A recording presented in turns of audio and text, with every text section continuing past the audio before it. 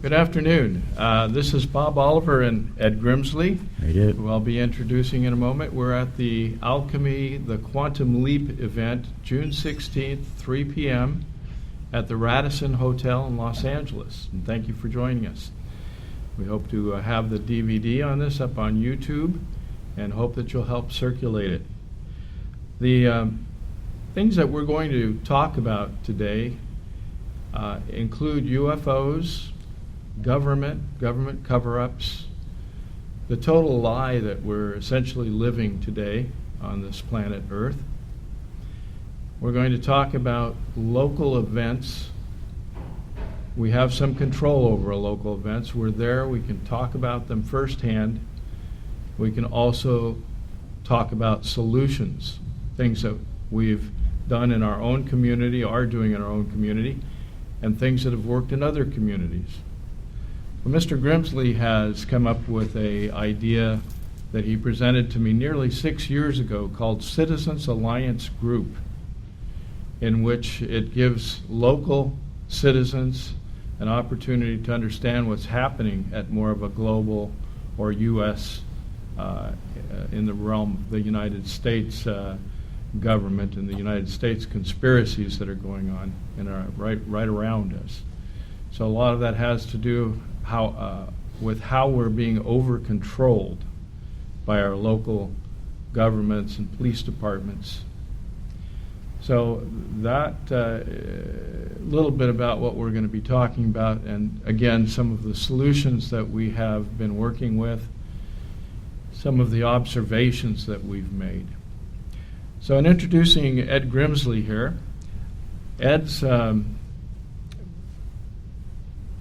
member of the Eisenhower family administration.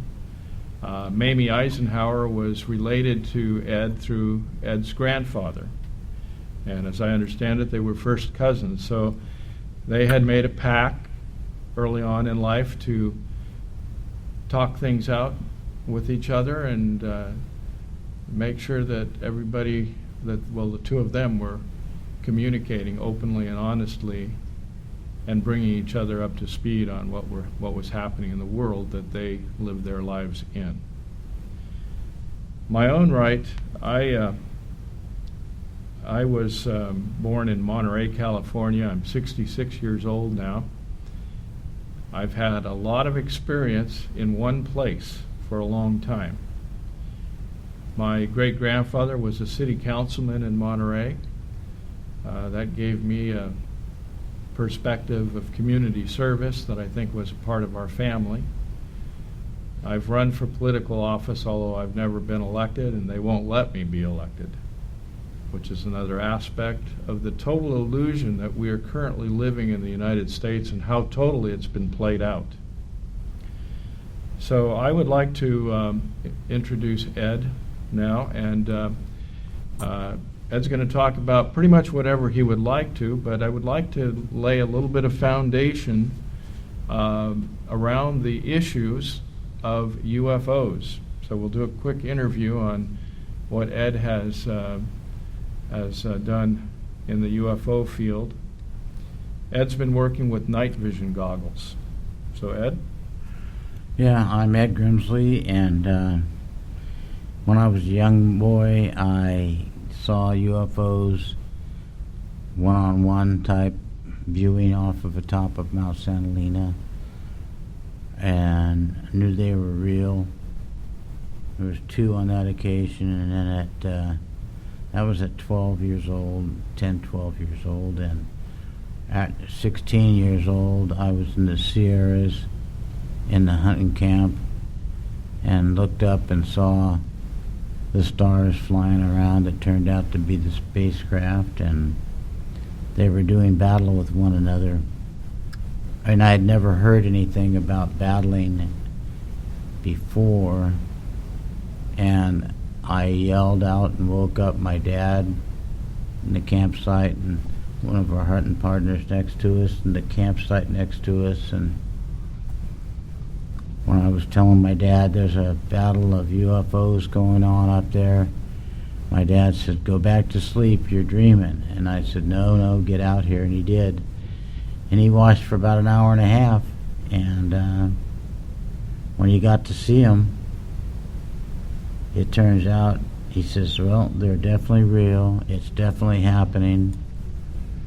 And I'm going to go back to bed." And I says, "This could be the end of the world. It could be Armageddon or whatever. And you just going to go back to bed?" And he goes, "Yep, I got to get up in the morning and go get groceries. If we still have a planet, we're going to go into town to Reno and get groceries and the things, other supplies. And you're going with me." So I told him I'd sleep on the way to town, and I stayed up all night. As long as it was dark, I could see them. And I started counting the battles, how one would get blown up, and then two would blow up, and the others would break and flee, and how things would come in, and they'd break in behind one another, and how they'd make head-on runs, and these would fly through these, and they'd always break left, and they'd come out into a big circle, and they'd battle in the circle, and they'd keep tightening the circle and firing and tightening and firing until the numbers got bad for one side or the other, and then they would break out to the right, coming out of a left-hand circle, breaking out to the right, almost like as if a spark flying off of a grinding wheel. And that whole night was different maneuvers and moves going on that I watched and I picked up on. And there was 45 kills that I counted that night, from darkness that I saw them to when the daylight started to come and you couldn't see them anymore. And that was with my naked eye. I didn't have the night vision goggles, but the next night when I looked for them again, they weren't there. And looked many nights and they weren't there. I couldn't see them. So as I heard about night vision goggles, and that, I figured that maybe you could see them and they still existed. So it would be about 20 years ago, or probably 1980, somewhere in there, I got an opportunity to buy a pair of high-tech night vision goggles. And when I came home with them, on my way home, the Donner Summit from a Reno gun show, I stopped, put the batteries in it, and got out of the car in the dark and looked, and there it came, two chasing each other and dogfighting and maneuvering and going, and then they disappeared out of sight, and then pretty soon they returned and come back again, and of course going through, and they're in the atmosphere beyond Earth, or no atmosphere beyond Earth, and I've never seen any of them dogfight or engage in Earth's atmosphere. So these had went up and was engaging in upper atmosphere, or probably like 150 miles up. And there they were, battling it out, just like I'd seen when I was 16. And the things that go through your mind, like they're still fighting out there. What are they doing? Who are they fighting over? Are they us? Is it them? Is it good guys and bad guys? All these questions just rapidly run into your mind, and one blew the other one up, and then it cruised off like it was looking for trouble again. So I knew that the answer was looking through night vision, because you could see things that you can't normally see, and it has to be good, high quality night vision. So I went home, told people that you could see them, that they were still doing it, and in turn I started taking a few friends out with one pair and showing them and sharing, and they would kind of be shocked a little bit to see what they could see, and that was really there, and they didn't have any knowledge of it. So I ended up buying another pair, and I started taking people out. I started showing them, and they started talking and sending their friends to me to show their friends. And then I got a guy who wanted me to get him a pair of night vision goggles, so I helped him get a pair. He started taking his friends. So then I got a third pair, and I started taking more people out. And I started putting on sky watches. And then it really boomed when I went to my first UFO show and found out that many people could not say they had ever seen one, but they may have. And so I told the whole 300 or 400 people at an audience that you can see them and how you can see them and that. And George Norrie was the speaker, and I invited him to come and look. That night, or the next meeting that I saw him at, he came to the rooftop, and I had about 25 people on the rooftop of the hotel in San Jose or Santa Clara, and I was showing them UFOs. And they got to see birds, bats, aircraft, but you got to see UFOs and flying high up and in formations and things. And so I was showing the world what you could see, and I was proving my point. And when I showed UFOs to Tommy and George Norrie, the engineer for George, they were in shock. And I knew that if I could show them with his 15 million people around the world, that I could get the message out. And I wasn't really trying to be a famous UFO guru or a night vision guy. I was just trying to get the truth out. And it happened. And I was on the show for Coast to Coast and talked about it. And then I went back on the show and talked with George. And we did a couple of hours of it. And then another time, I think I did a 3-hour program with him.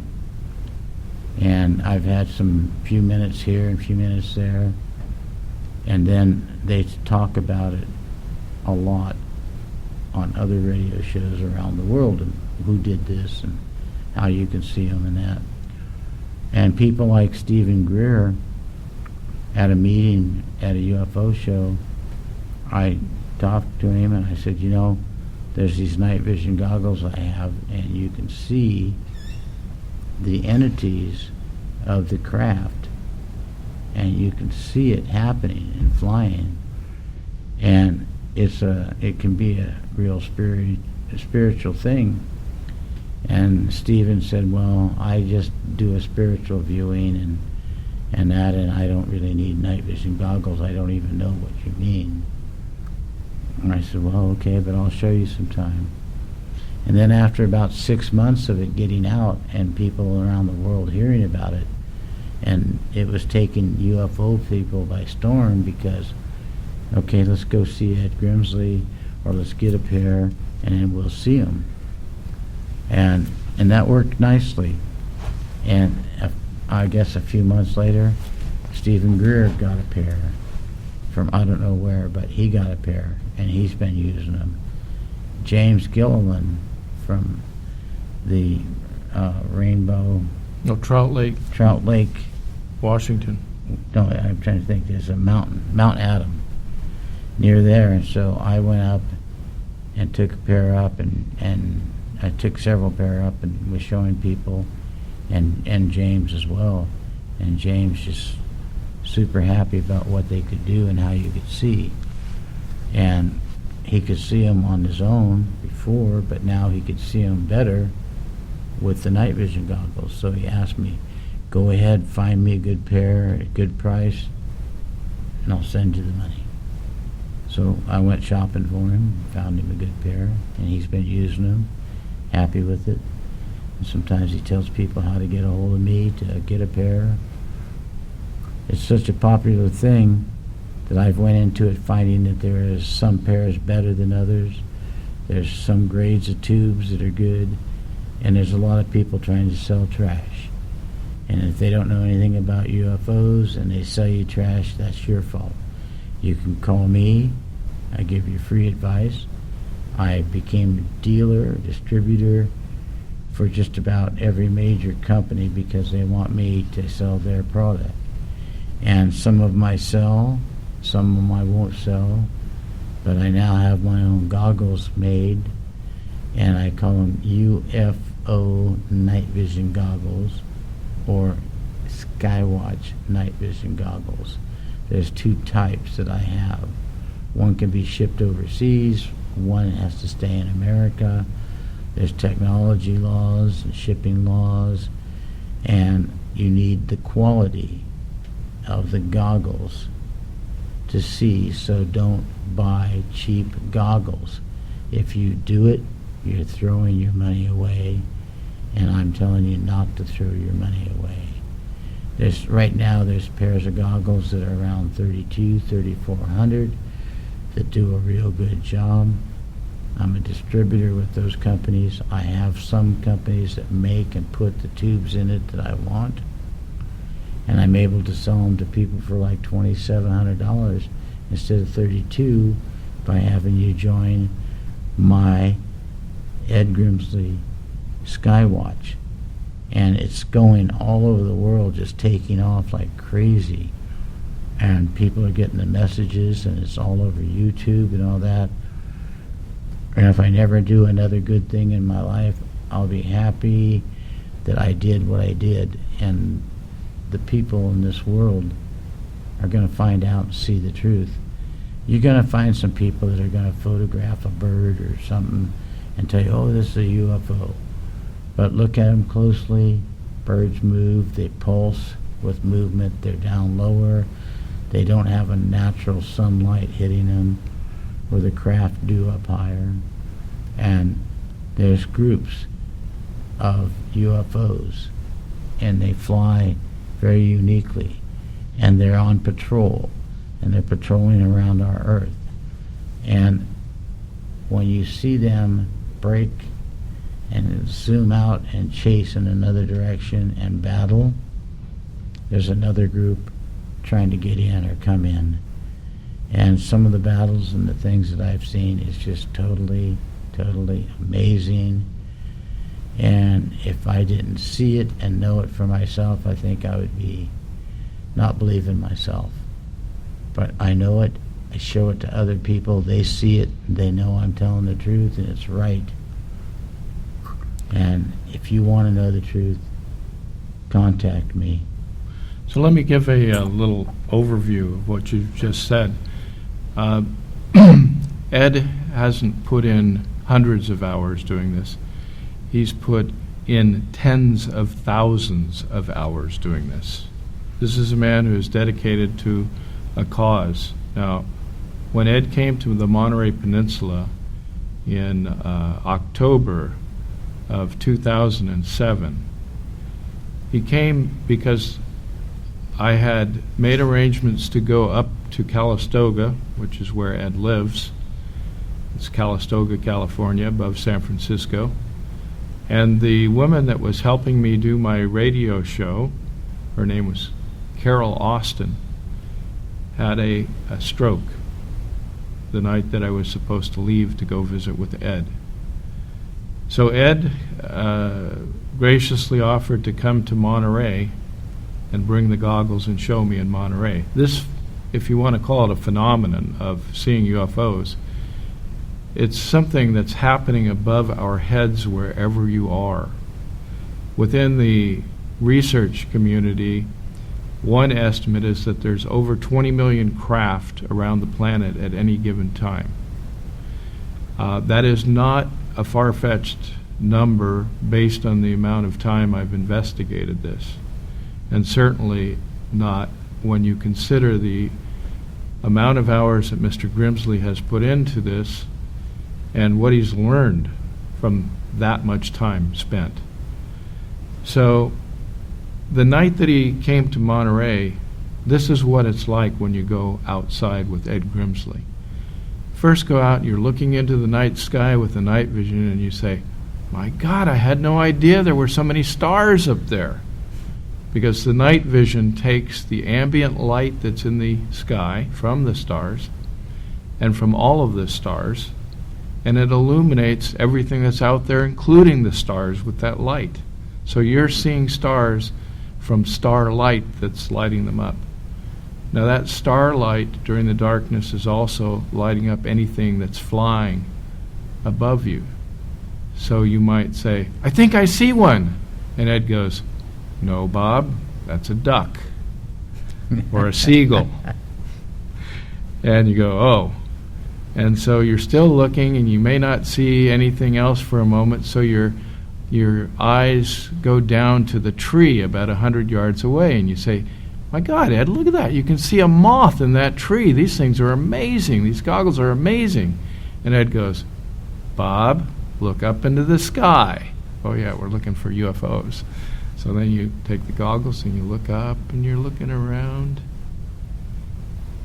And only because this isn't a radio show, I can say that when you see one, 8 out of 10 people go, holy shit! And that's your holy shit moment. But we're not allowed to say things like that on the radio, on the television, which we will get into, the issue of martial law and the kind of control that we're constantly under. But getting back to how these night vision work, the best time for viewing is right after dark. So you're outside and you have sunlight that's shining on everything above you. It's all lit up. It's still pitch black where you are, but anything that's flying up 50 miles, 100 miles high has the sun shining right on it. It looks like a spotlight. These are easily seen craft at that time of night. You have the stationary stars, but these look like stars moving. They're actually starships. Whether they're a small scout ship, a large ship, they are spaceships of some kind. Sometimes they come down low so that you can actually make out the physical size. So I'm giving you the parameters of what we're looking at. I like to throw out the figure 1 out of 10 times you're likely to see something low enough that you can make out a physical shape. Now the night Ed came to Monterey, I had 4 flyovers in about a 15-minute period. So I saw 3 groups of 2 and 1 group of 4.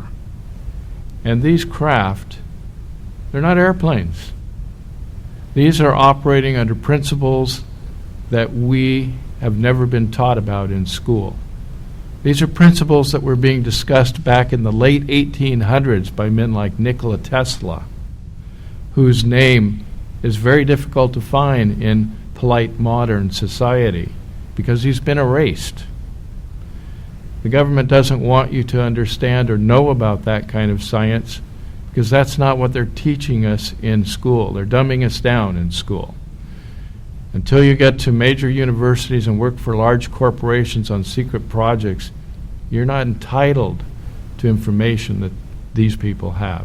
They are the government, they are the corporations, they are that very influential, very small group of people that have money and power and that are destroying the middle class, the educational system, not allowing us to have medical attention at a reasonable cost, and just on and on and on. A total control of the life that you have on planet Earth.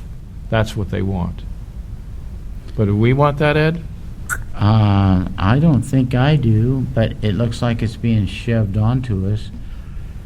There's several administrations, and it started out with George Bush Sr., Ronald Reagan,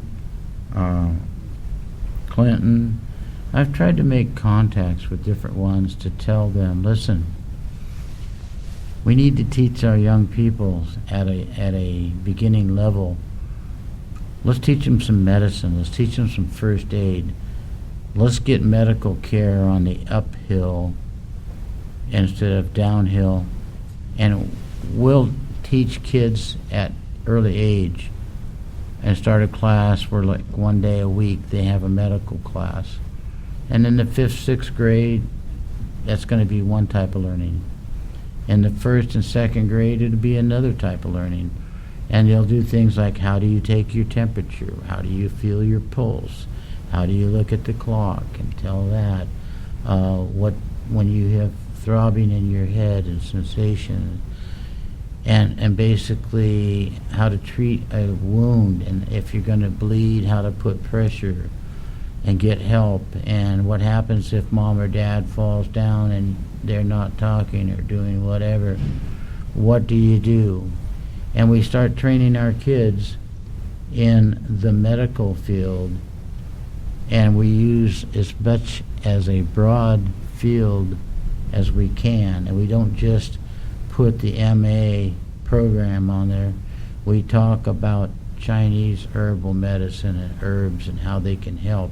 And at different levels of school, we do different teachings, and we give the whole medical world a shot at it, because we need all the medical knowledge. We don't need to be pushed aside on one type of medicine and the other crammed down our throat. And so the kids at different levels will learn, and when they're up in the 7th and 8th grade, they'll be studying more. And by the time they're graduating out of high school, they'll be qualified to become an LVN nurse or an RN nurse. They'll be qualified to help take care of mom and dad in their old age. They'll be qualified to, if little sister or little brother skins themselves up, they can take them over to the sink and use a proper washing and proper cleaning and put a Band-Aid, and know rather they need to be hauled off to the doctor to pay an outrageous bill for a next to nothing treatment. And when you understand about the diets and the vegetables and the minerals that you need, and how you need to have things like minerals to equal the quality of vitamins, so because without vitamins and without minerals, they don't process, and you need both in your system to process, or you're just simply flushing them out the other end. And you need to know about how and what will make your garden grow better and healthier, and eat the right foods.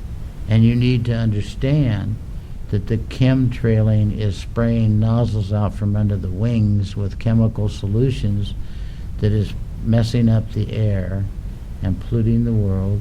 You need to understand that's chemical warfare, and it's against the UN, and it's against the world's codes and laws, but yet it's being done to you by your own government. You need to understand that there are frequency weapons that have been made to make you go unconscious if they turn it on you. Makes you hot, makes you irritable, or they can hit you with a heavier duty one and stop your heart. They can give you brain damage with it, because your brain is operating on frequencies, and frequency weapons can be used. You need to know all these things. And Bob needs to say something now, so it's Bob's turn. Let me give an overview of what Ed is talking about and put it in relationship to what this program is going to ultimately bring to bear, and that is to talk about what we can do about these things. But first you have to recognize that we are under a form of martial law, which includes all of the things that Ed has just brought up and much, much more. But when he talks about the food supply, and we try to understand this, you have to have little individual stories in which you say, yeah, that doesn't sound right, but I don't quite understand it. Here's a story that represents that.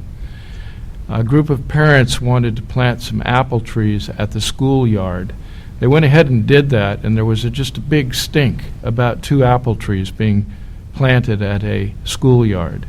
You see, we don't have apple trees that are out where the public can get free apples because they want you to buy the apples in the store. It's nearly as simple as that. And when they're not promoting fruit trees within a community, they're promoting business within a community. And then through the business, they take over the food supply that eventually is being trucked into our area. They want us to have an apple tree. They want us to eat what they're going to provide for us because they can manage us that way. They can manage our health by managing the nutrition that we're getting out of the food supply that they're offering us. And at some point, they can even take that food supply away. And if we don't have an apple tree planted at the schoolyard, well, then there won't be any fresh apples. They've got plans and maps and where truck routes will be blocked off at and food will be stopped from the flow to the grocery stores and to the other neighborhoods that will need food to survive. They've made it against the law on health and food safety, Nazi, New World Order, whatever act, that it's illegal for you to have a garden. You can't grow your own food. Welcome to America. We're free here to do as we're told.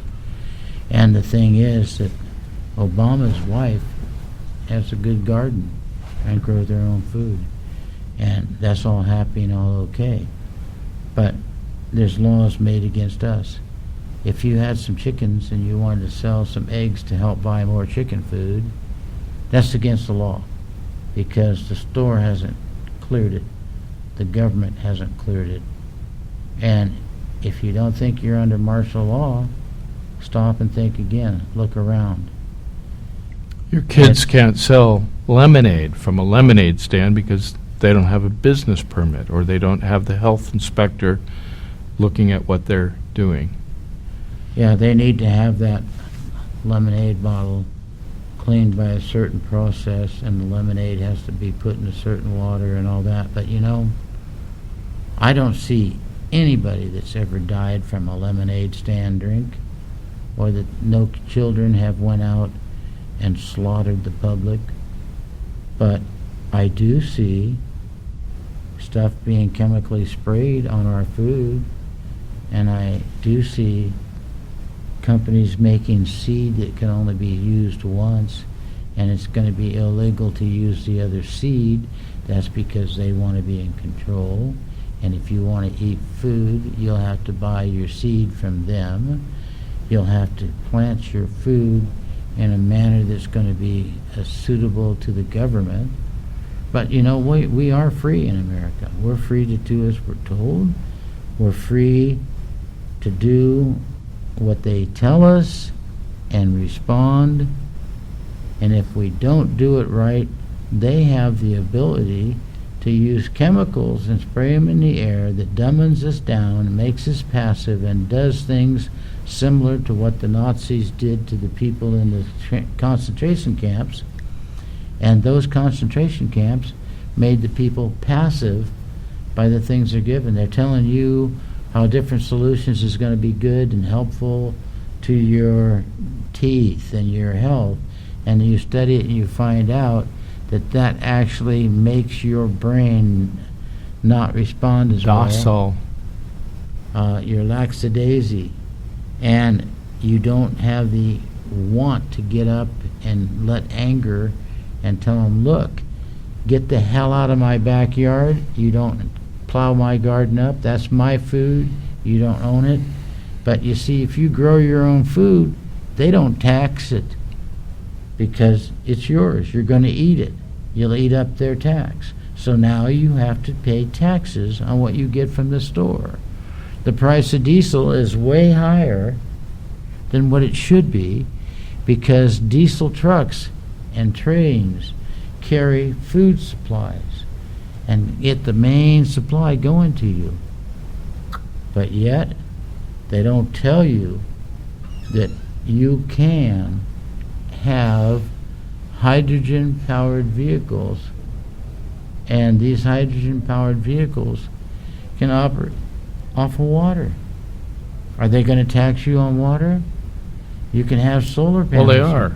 Yeah. You got to pay a bottle tax for the plastic that the water comes in, and then they're charging you on top of that for water. It should be free. It used to be in this country that the only thing that was charged for when you dealt with water was the transportation of the water.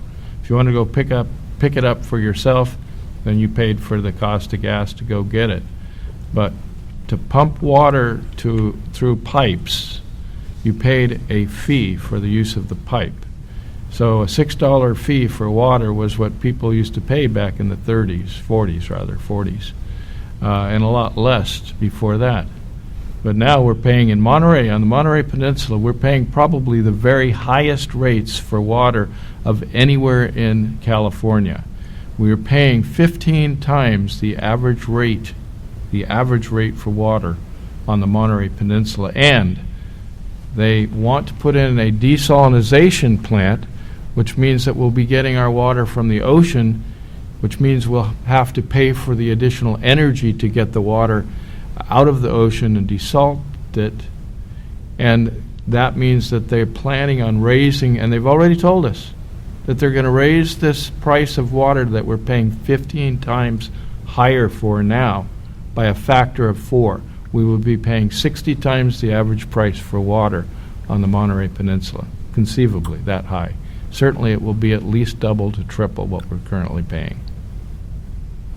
And the world water supplies that are known that is good and where they are and excessive, people that are in the government, people like Bush's, people like Reverend Moon, and others are getting all that land, getting all the water rights below it. And who knows when we're going to build a water pumping plant down there to pump good water to here, and that there is actually water being taken from our Great Lakes, taken from our rivers, and being transported overseas, processed, and sold back to you. So welcome to the club, and The money club. and stupidity club, because Your money that's funding the money club. they're doing things to the citizens anywhere in the world, by governments anywhere in the world, but especially in America, to get more control of you, to get more of them controlling you, and you giving more to them so they can take more control of you. And it's a vicious circle. I was once told wiping your butt on a hula hoop, there's no end to it. Now, if that makes any sense, then you should run for office, because it's stupidity that what's being done to us, and we're being dumbed down chemically. There's things being put on our food, in our water, and it's all part of dumbing down the pineal gland, the pituitary glands, the adrenal glands, and taking control of us. And if we continue to allow them to do this, then we are stupid. And if you don't want to be stupid, wake up and get up off the couch, and your butt will feel better. But right now your butt and your brain is numb, and you need to get them circulating. You need to get movement going, and you need to get the energy to unite and stand up for your rights. And I think citizens' rights is the way to go. I've started an organization a few years ago, Citizens Alliance. And I don't care if it's the citizens in Europe, in Alaska, in Canada, America. If you start your own alliance group, then you join together and you stand up against the atrocities that the government is doing. Why should we allow the government that we have started to take control of us when we started it, to guide us and to help us and be the method of us standing together and them helping us and doing the work. Instead, they get elected to Congress or Senate, and 7 people out of the whole group voted no. They weren't going to allow the food to be not grown. But then a constitution that a government swears to uphold their offices and that is treason to go against the Constitution. So if you take our constitutional rights away to grow our own food, that's an act of treason. If you tell the UN, come in, get our guns, and take them away, I got your What are you doing? we're Take a recording. seat. That's how we're doing. Come sit down.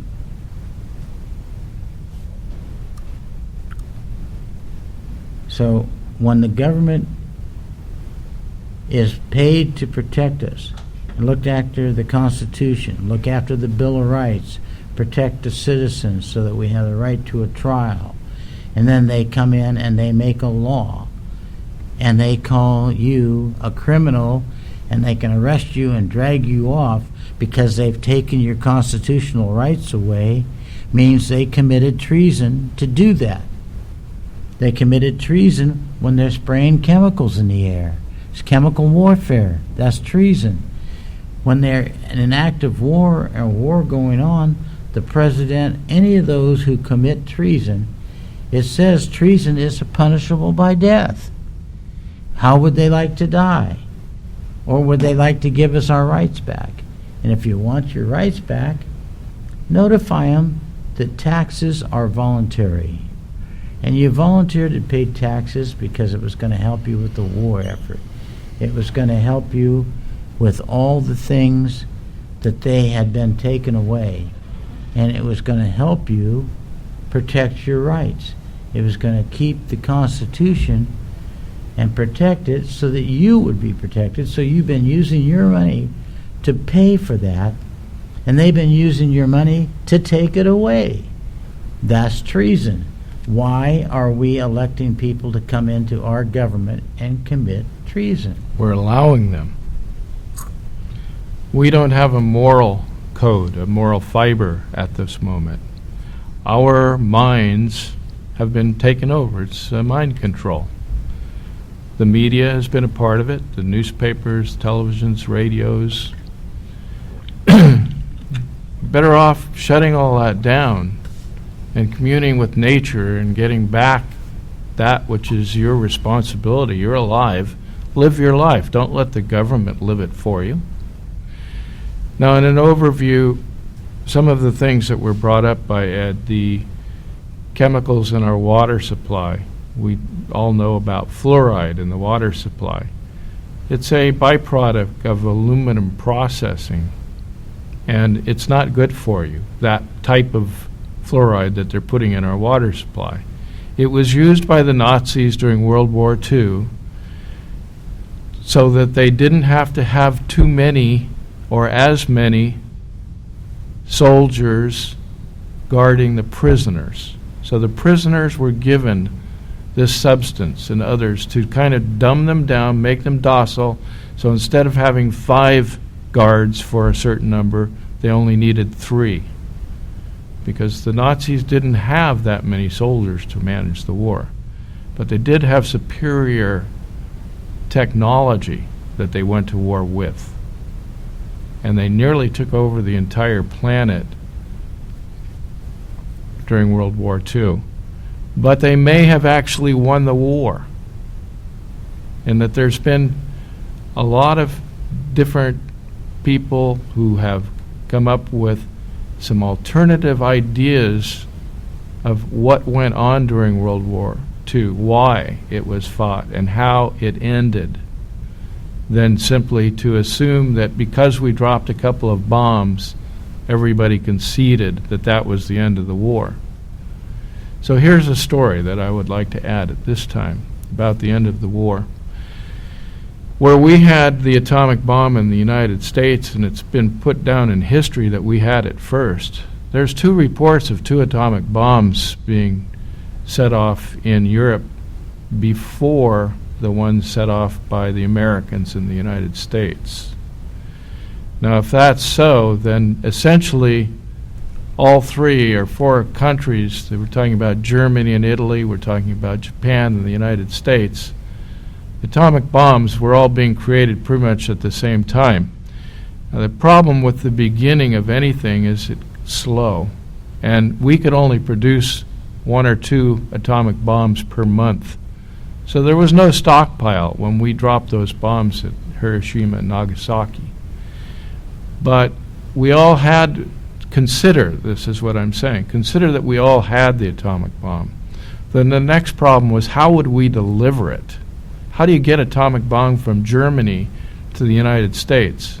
Well, Germany already had a bomber that they had flown across the Atlantic to near New York City and back to prove that they had the ability.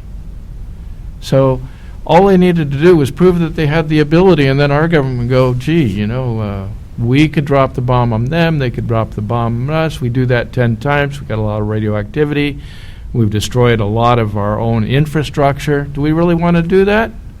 No. Well, the Japanese had the same idea. They had dirigibles, blimps, that could travel through in the stratosphere, almost out in space, but high enough where they couldn't be shot down by anything that we, the United States and the Allies, currently had. We had nothing that could go that high to bring those craft down. But those craft came over Washington and Oregon and dropped fire bombs into the forest. What good's that? You burn up a couple trees. What's a forest? What's the point there?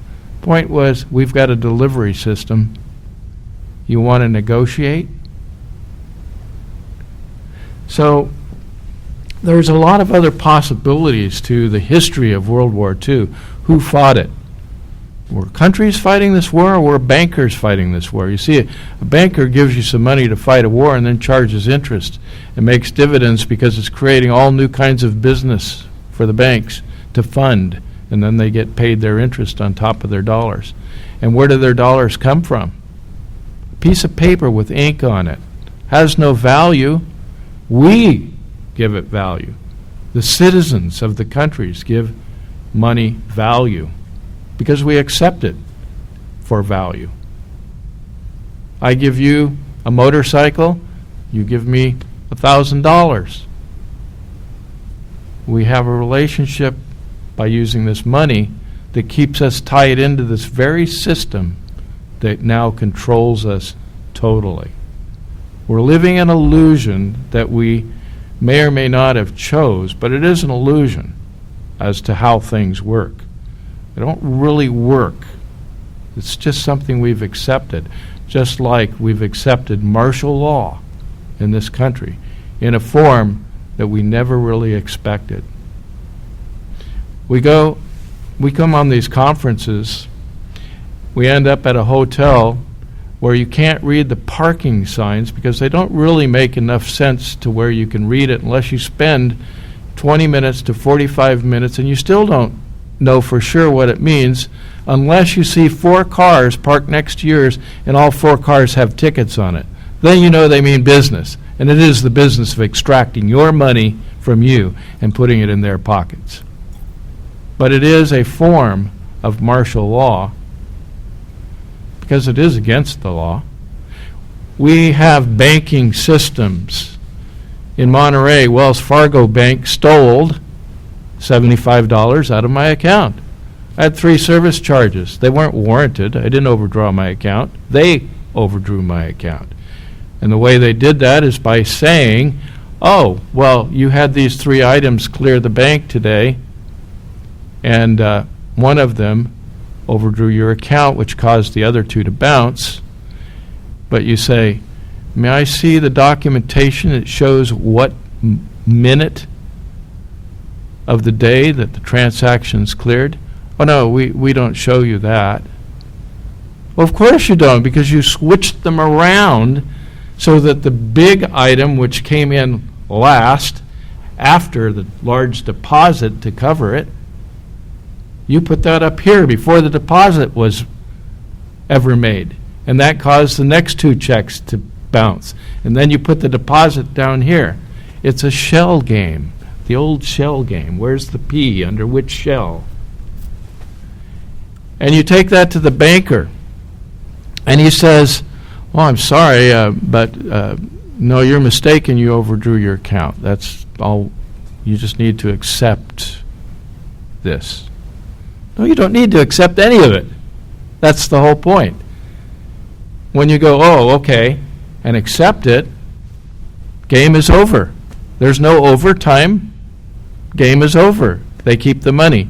But if you say no, or in this case you say, look, I hate to bring this up, but you're the manager of the bank. You're responsible for what's going on here, and you're stealing my money.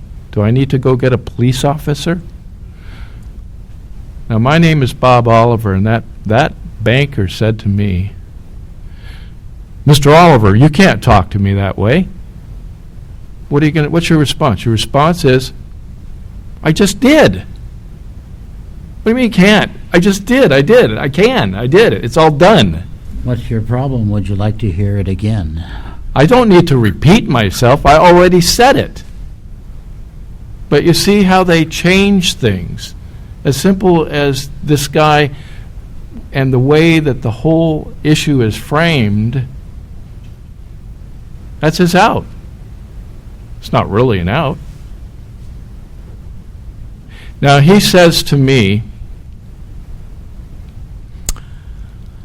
well, look, the best I can do for you is I can take off one of the charges. And I say, no. You have to take all 3 of them off, because I don't have the authority to do that. The whole thing is a sham. The whole thing is a lie. You have to remember that as you go through this. You say, yes, you do. He says, no, I don't. Besides, we're not wrong here. I said, look, I have a hard copy. I said, look at your screen. First of all, I said, look at your screen, your computer, and tell me what you see. So he looks at his screen, and he says, well, what I see here is you owe all 3 charges, but I'm willing to knock off one. I said to him, you don't see that at all, because I have a hard copy of your screen. I know what it says. He says, no, you don't. I said, I do. Let me look at your screen. He goes, no, you can't look at my screen. Okay, this is a banker for Wells Fargo Bank in the city of Monterey, California, where Leon Panetta lives. And if you don't know who Leon Panetta is, he's the guy that worked for the CIA. He's the guy who's now the Secretary, of State or something? Secretary of War, Defense. And he's the guy who says that his SEAL team got Osama bin Laden. But at least 20% of the people in the United States believe that Osama bin Laden was killed or died probably 6 to 10 years ago. And that same 20% of the people is part of a much larger group, probably 40% of the people right now in the United States, that believe that 9/11 was an inside job, which means that our government was complicit in creating a situation that then brought us into 2 wars and created martial law in this country. 2 illegal wars based on the idea that we should be afraid of terrorism, as opposed to 2 illegal wars and our government is terrorizing us. So, in this issue with Wells Fargo Bank, I said to the banker, I have a hard copy of what's on your screen. You can show it to me. He says, no, I'm not going to show it to you. You don't have a hard copy. And I said, yes, I do. And he said, no, you don't. I said, yes, I do. No, you don't. Yes, I do. No. We must have done that 10 times. How stupid are these people?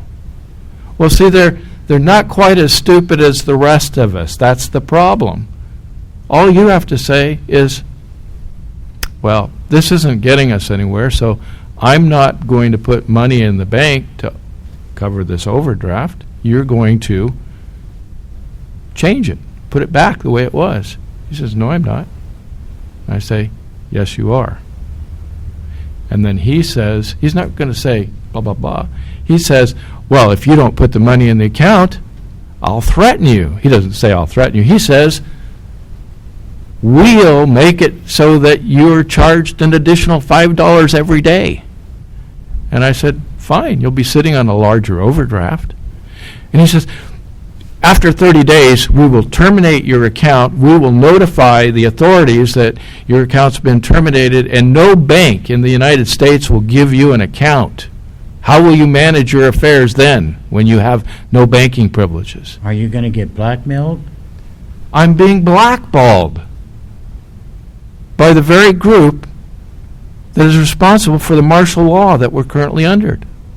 But it's blackballing. You'll never get an account anywhere. I say, well, I already have 2 other accounts. I don't need Wells Fargo. I need a bank that's honorable, not a bank that's criminal. But one of the other 2 banks that I had was criminal also. That was Wachovia, who was bought out by Wells Fargo. Hey, see, unless you know these things, you don't have them to work with. But they become great tools when you're negotiating. So if you want to get something done in your bank, you don't go up to the bank manager. You find the bank operations manager. And that is the person who pulls all the strings. Bank manager is just up there to, in the case of Wells Fargo, if you have to talk with somebody, they'll try to put him in there first to explain to you that they're going to keep the money they stole in your account. But if you go to the operations manager, you can explain that you know that they stole the money and put it back, and they will. Because they don't want to go to jail. They don't want the kind of publicity that I was able to give them, because I have a radio talk show, a television talk show. So it's a long-winded story, but you have to understand the story to understand that you have the power to get these things changed, to reverse this. Power of the people. All those things that we went through during the Vietnam era, they had to wait nearly 50 years for that era to pass to where they could start doing this to us again. It's a cycle. We're part of a cycle. History repeats itself, and so does criminals. So that kind of is the end of the story, but not really. I told the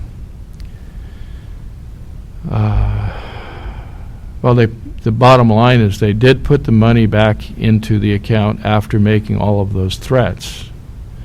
Now, presently, I don't believe it would be possible to go to the local police department and say, I want this man arrested. But you see, you can give them enough negative publicity that things change. We have currently in Monterey, on the Monterey Peninsula, a homeless issue. Monterey is not only the seat of the New World Order, but it's a huge tourist area, and they don't like now the idea of having homeless people on the streets of one of the wealthiest towns in the nation. So they're doing things that are illegal and immoral to the homeless people. The city of Monterey has been a nemesis of mine for over 50 years of my existence on the planet. And that's a good thing. Otherwise, I wouldn't know how to talk about the things that we're discussing today, which essentially is the martial law control that we're under. So the city of Monterey currently has picked a woman out of the crowd of homeless who they thought they could terrorize this woman. Well, we helped her enough to get her in a position where now she's having too much fun terrorizing the city. So here's how this broke down.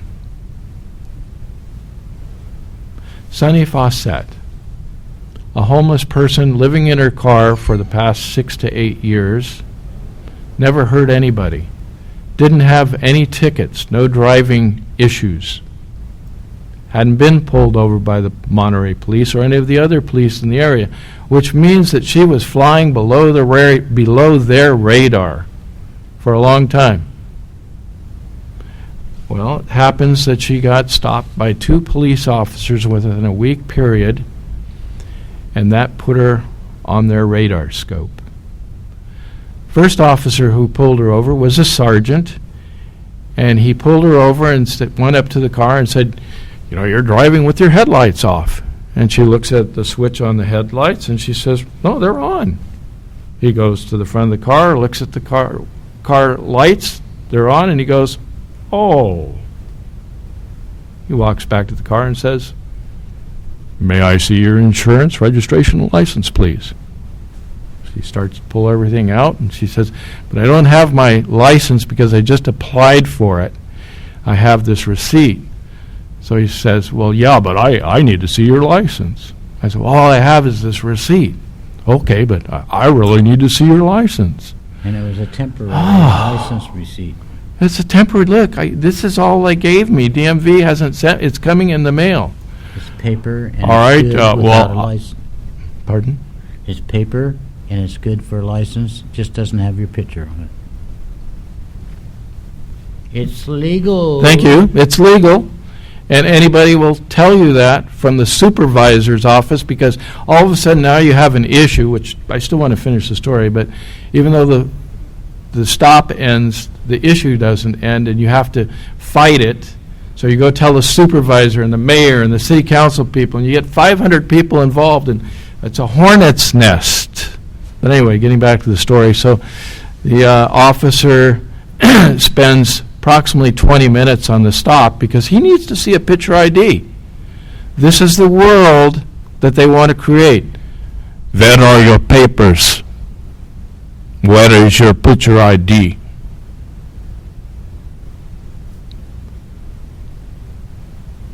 So they held her up for 20 minutes. She wasn't getting paid for it. The officer was. That's his job. And we're put through this, just like when we go and get a cavity search when we're going on an airplane ride from San Francisco to L.A. What's that all about? Some people like it, not me. So, Ed, no, I'm not going to. I don't know for sure whether he likes it or not, but. No, that's not what I was laughing at. It was what you said. Okay. Well, I did go a little over the edge there, but what do you think of martial law? I think that's way over the edge. So, she's being detained because she doesn't have a picture ID. And she's being told, well, gee, don't you have a driver's license or something else? I mean, well, do you really have to have something like that? Are we going to be required to have 3 picture IDs for wherever we go in the near future? Well, they're working us that way. They want us to be thinking along those lines. That's all going to be a part of the new world and the new world order that they want us to be a part of. I don't want to be a part of that. So I'm not creating that. I'm here instead, creating a video with Mr. Grimsley, and we're talking about it. We're just talking. We're not advocating riots in the street, guns, anything like that. Education, yes, we want you to understand that to be educated is to be armed. And they know that, and they don't want that. We want to protect ourselves, and they know that we want to protect ourselves against them. So they do not want us to have any advantage. So what we're going through is they're taking us over a step at a time, an inch at a time, and in turn, we're going to need to know that that's a simple thing. That's proof that they're coming at us. And as soon as they can get us weak enough or vulnerable enough, they're going to take us out. So that inch at a time is just a little teeny lie in this particular story. Oh, your lights are off. Oh, how big of a lie is that? I mean, what does that really mean? If you're a homeless person or me, I was pulled over also, your lights are off. No, they're not. Yes, they are. Okay. You back down. And then you go, oh, gee, I guess I'll have to take it in and get something that's really not broken, checked out and fixed. Of course, the guy who does that in Monterey, it used to be called Sushi, Electrical Auto Repairs. You never got out of Sushi's for less than $500. I wonder if the police got a cut. I don't think so. The guy was honorable, I believe, in business. But the point being, I got to spend a couple days running around, find somebody to check out my lights, somebody else check it out a second time just because a police officer lied to me? Yes. That's the world we're allowing to be created right under our nose. That's the foot in the doorway of our reality. And we're going to accept that if we're not careful. Because currently we're living a total lie. We're just pointing out some of the details here so you can back up a step and hopefully get a perspective of what's going on. So in this story, she is cut loose. There's no ticket written, because when the police officer pulls you over for a legitimate stop and it's an equipment failure, he writes you a ticket. This wasn't a legitimate stop. So he was kind of letting you slide. The following week, now interestingly, this occurred on September 11th, 9/11, infamous date, 9/11/2012. And on the forget the date, 18th or 19th, roughly 1 week later, this is what happened to this woman. She's pulled over by another police officer at 12:19 a.m. in the morning. And this police officer follows her for 2 blocks, and she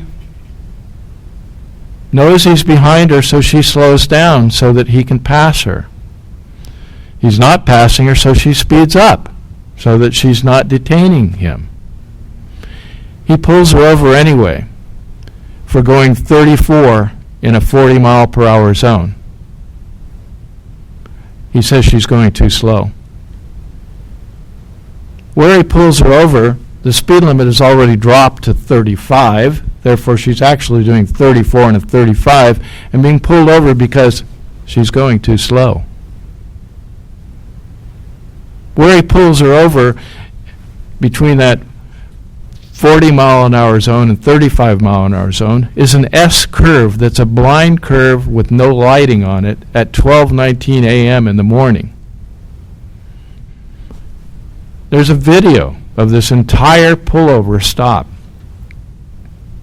At the end of the video, he's talking with the other officer that he has to call in because she is, quote, "I have an uncooperative citizen here." And who is the other officer, by the way? Well, he's the previous officer who pulled her over for the non-issue of having her lights on and telling her by lying to her that they were off. So she's not happy with either of these two officers, but she's not doing anything that would hurt them, but it's heard on the tape by some. I personally couldn't make it out. My hearing is poor. This other officer that pulled over before said, "You know, she wastes our time. I was thinking about just breaking her window out so that she would have make a lesson for her." Those aren't the exact words. That's the thought process, though. At the end of the stop, the officer says, "Well, I'm just cutting her loose. You know, she hasn't done anything. The reason I pulled her over was I thought maybe she was a DUI." Now, you see, a DUI represents about $100,000 to the local system. They get you in the court, they charge you a fine, you're going to get a divorce. If you're married, that means 2 attorneys are going to have to represent 2 individuals. The court may come in and take over the kids. So that $100,000 could be a lot higher than $100,000, actually. And they're going to impound the car for quite a while. So if the wife is at home with the kids, the court will have that car, and it'll be the people that run the wrecking yard or the tow service, and there's a fee that the cops get back to have that car released, if it ever does. So somebody with a hardship already gets another hardship ordered, and if a man was drinking or the spouse was drinking, that should be their punishment, not punish the kids not to have a ride to school or transportation to see their friends So they're punishing the kids and the wife because the father came home with a couple of beers in him and did not have an accident or did not hurt anyone. Exactly. You know, he's just a fraction over the legal limit. And what do they want to do? And why do they want to do it? That's the next point that I want to make. So they thought they had a drunk driving arrest in which they could have made a whole lot of money. And as Ed said, some of the features to this arrest include the impounding of the car. If it's not worth getting the car back, it sits in storage for $75 a day for up to 30 days or longer. They put a bill, the towing yard puts a bill on it of maybe a couple $1,000s. You say keep the car, and they say, well, we are, but you still owe us the $2,000. And if you don't pay us, we're going to extort it from you by telling you that we're going to ruin your credit rating if you don't come up with the money. Then we won't go to court to prove you owe us that money.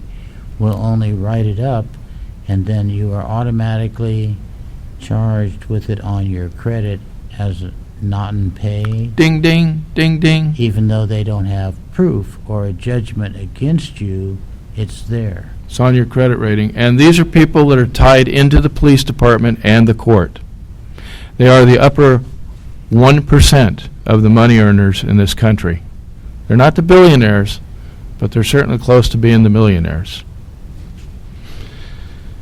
So the next step is that the city, regardless of where the rest of your $100,000 goes to fight this, it doesn't matter where it comes from, but the city also gets a percentage of any car that's impounded. Any car that they can actually take off the road becomes part of the carbon credit issues that we're talking about, where half the people want carbon credits, the other half say, no, that's part of the New World Order's business. We don't want that.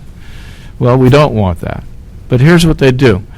They crush cars and they get carbon tax credits. That's currently going on. But the other thing they do is the cities have these code enforcement Nazis, because that's really essentially what they are, who go out into the neighborhood, or in the case of a stop, they impound these cars. And any car that they can keep from going back on the road represents $1,100 to the code enforcement officer, whose pay doesn't necessarily come out of the general fund in most instances. It comes out of the amount of money he can collect. So the city doesn't have any money out of pocket for hiring these Nazis.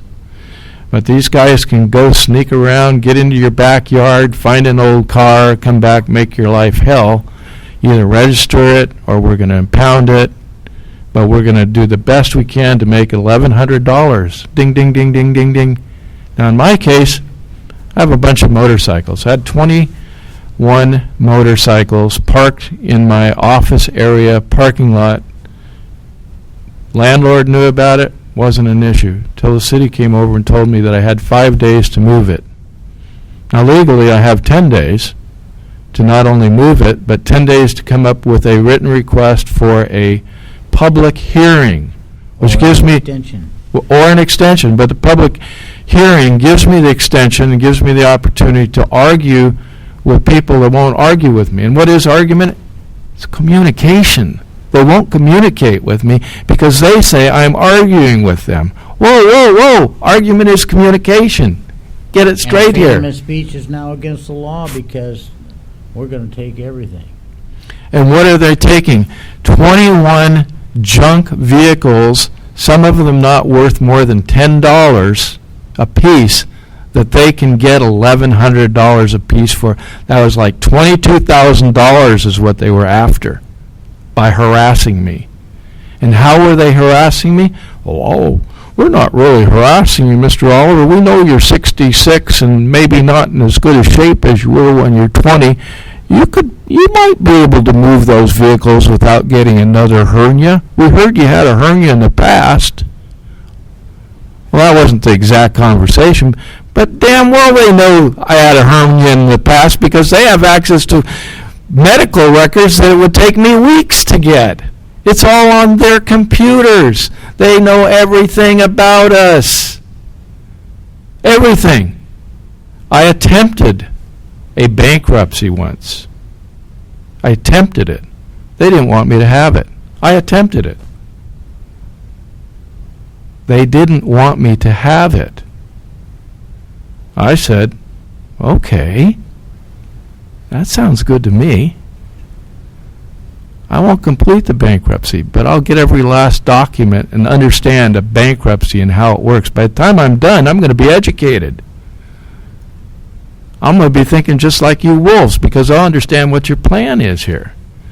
So you get all the documents on you, and you find out that somebody saw you stick a candy wrapper in your pocket and put that down that you owe on that. I'm not saying that I stole a candy bar. I'm saying I ate it and put the candy bar wrapper in my pocket, and they didn't charge me then, but they know everything I did, or you did if you did that. They have stuff on your record that you had no idea that they had, but they do. 3 days ago, a woman came to me and was complaining about how the system is working right now trying to get employment. And she said that something came up on her employment application where they questioned something that happened in her past in 1975. Hadn't come up for, close to 40 years? And now all of a sudden it comes up. What's she going to do about it? This is the world they're creating for you. Maybe if she goes to the police and says, I can't get a job anywhere else because they think I'm a criminal, but could you hire me? I'll do anything. And they say, well, if you'll do anything, we'll hire you. We got some stuff that you could do. Because the criminal and the police are like this. That's the kind of relationship the police department wants to have with the criminal. But what kind of a relationship do they want to have with you, a citizen? They want to have a relationship where they can extract every last dime, nickel, and penny from you. Look at the parking meters everywhere. And look what they do to somebody who gets a DUI or someone who has some parked vehicles in a parking lot that they're paying for. So the system is gearing up right now for this extraction process, which puts us all in the poorhouse, and some of us actually think that when we get there, when we finally get driven into the poorhouse, that the government's actually going to be there to help us with one of their programs. I think not. These programs require that we take drugs. These programs that require that we do so much paperwork to be a part of their program that we're all we're doing is supplying a certain group jobs to police us so that we can get the bare minimum necessities. Ed? The things that are being done to the citizens of the United States and to the citizens of the world is criminal. And it's criminal in America, it's criminal in Canada, wherever the human is allowing it to be done to them, because we do want to be honest, we do want to be fair. We are not corrupt. We are not bad people. We are under the thumb because we've tried to communicate, we've tried to be fair, we try to pay our taxes, and they are doing this to us, causing us to back into the corner, be afraid of them, be fearful, do what we tell you or else. And the police are doing this wonderful thing. They think they had a weapon. We feared for our life. Oh, the 3 officers shot that kid 15 times. And he didn't have a weapon. I guess it was a cell phone. And oh, us 3 officers, we were so fearful of our life, we all took shots at him. Ed, think of this as a movie theater. I'm turning this phone off, and I don't want to be bothered. I'm in a TV interview. Okay? Call me back later. Do you have this message? They got it. Hey. Unfortunately, somebody that I unfortunately, told our them all officials are not as responsive as that. I hope you're going to shut that thing off for a little while. No. Oh, God. It keeps my pacemaker going. The same battery runs my pacemaker. If I turn this off, I'll die, Bob. Wait a minute. The government told me that. Is it true? What's your opinion? Nah. I don't think so. All right, Let's try it. All right, I'll turn it Try off. it and let's see what happens. But I want you to know, you're risking nothing, and I'm risking everything. It's going off.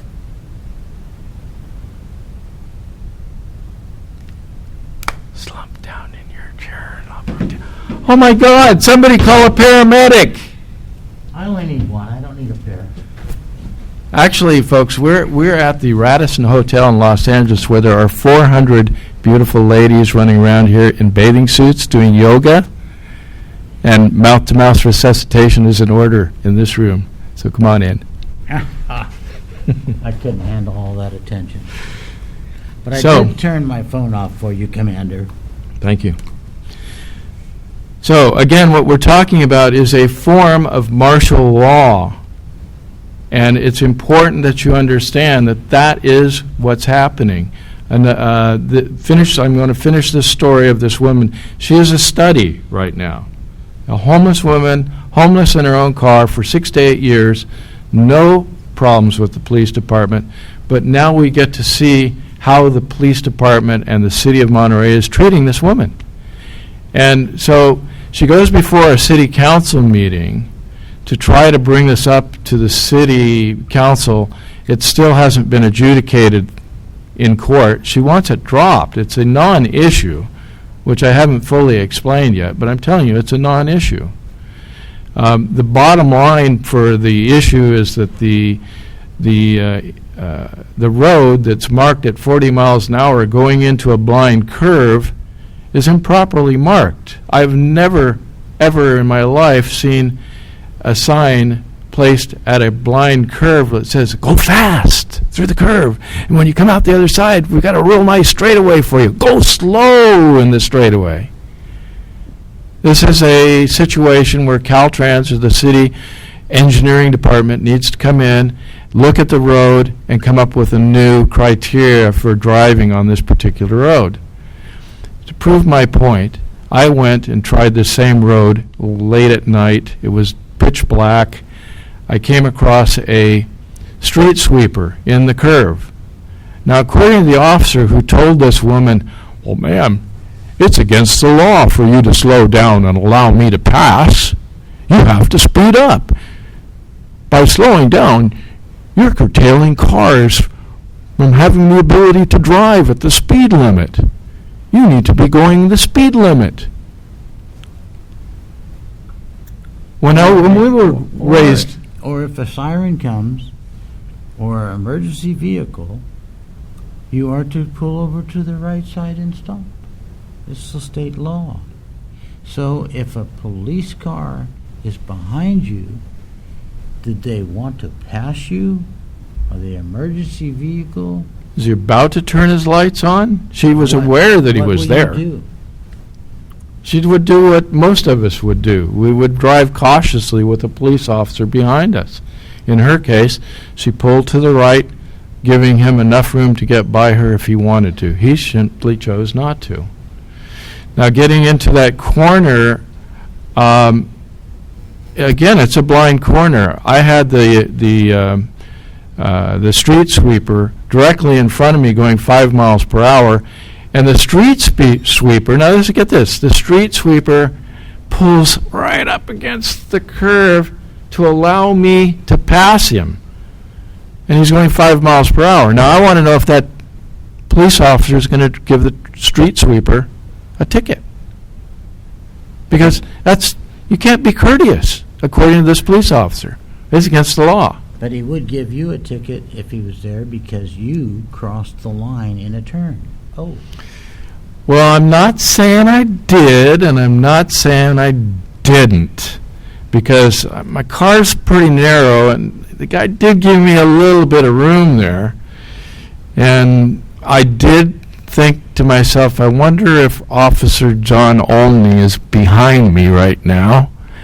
And I looked in the rearview mirror and I didn't see anybody. And I said, well, maybe I should throw caution to the wind a little bit. I don't see any oncoming headlights. And just as I pulled out to pass that sweet steeper, I said, holy, what you can't say on the radio. Oh, no. No, I'm not going to say it. Don't want to get us into trouble. No. I've heard it before. I know, but on the radio. don't be an asshole. I don't want to get us in trouble. That's too late, Bob. So I said to myself, I'm going for it. And just as I started pulling out around that sweet street, I said, oh my God, what if there's a deer in the middle of the road? I was only going 20, but still, I'm going to damage my car. The deer's going to have a bad night. Don't want to do that.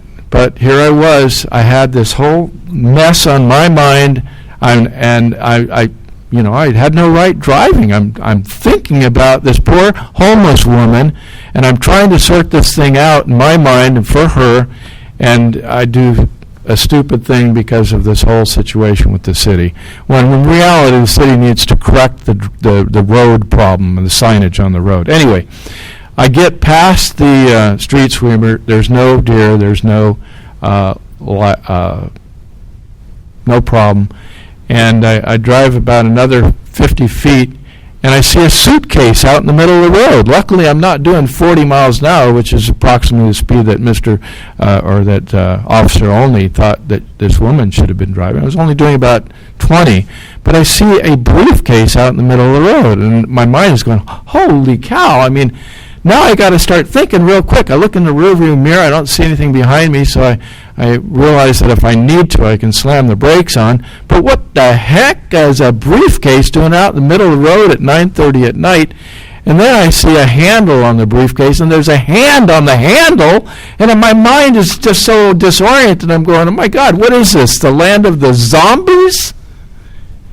There's a man attached to the arm, and he's walking a suitcase behind him, half a foot in the bicycle lane that's a part of the road, which is a dangerous situation at this time of night especially, and the other foot's across the line where he could get hit by a car. Me.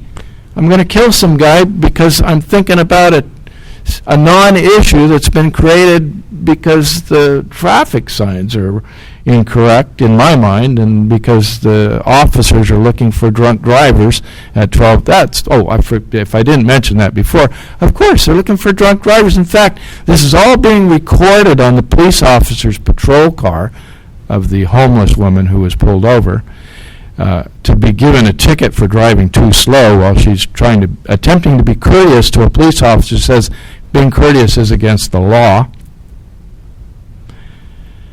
Should we start treating them rude? Yes. I mean, isn't that what we need to be doing? I mean, if courtesy doesn't work. Telling them that they're here to serve us, and us not to be their servants. I mean, kind of like, look, officer, you signed an oath, and in your oath, it doesn't say anything about what you're doing here tonight.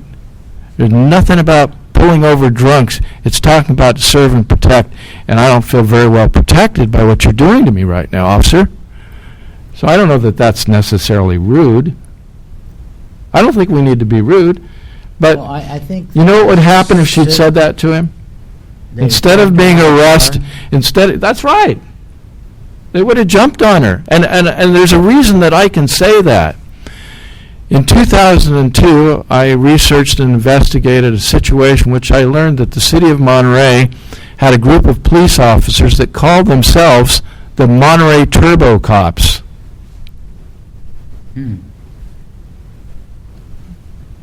want to know what a turbo cop is?